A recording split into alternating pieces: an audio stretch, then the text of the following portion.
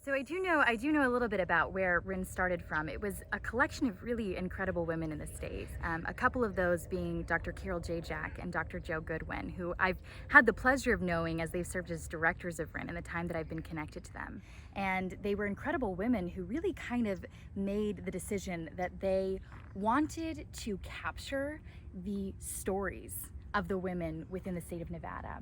And it's one of those things that women have underpined this state and its history in so many incredible ways, but it's not always captured.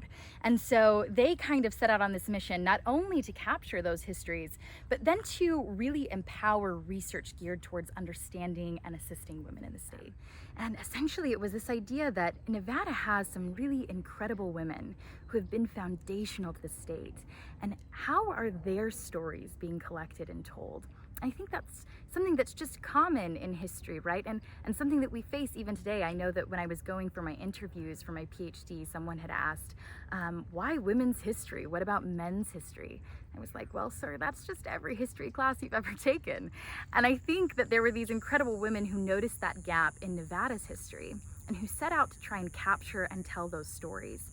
And not just that, but to create a space where we could conduct research that would assist and help us to understand women and how women are operating in the state of Nevada.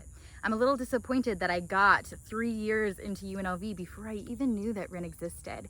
But it was actually Dr. Sarah Vanderhagen, who's not directly connected to RIN, but who is a woman and a professor within the College of Urban Affairs.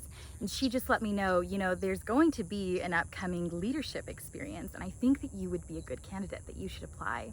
And just that small word of encouragement really changed the trajectory of my life, because going to new leadership did change my life. And I know that that's a cliche and it sounds a little bit like, yeah, Ariel, sure, of course, that 1 week changed your life.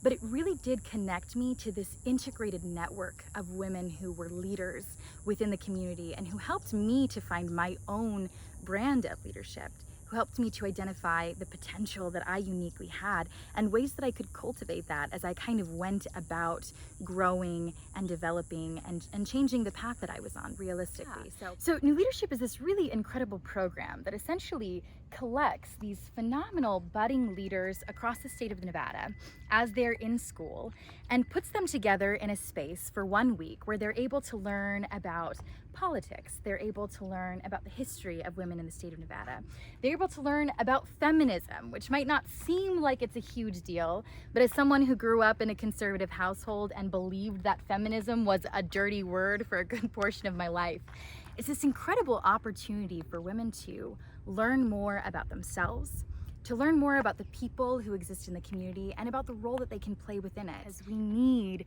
the specific gifts that you have. Not anything that could be taught in a textbook, but just a belief in yourself and the way that you can use the things that already exist in you to make your mark in a state that desperately needs it.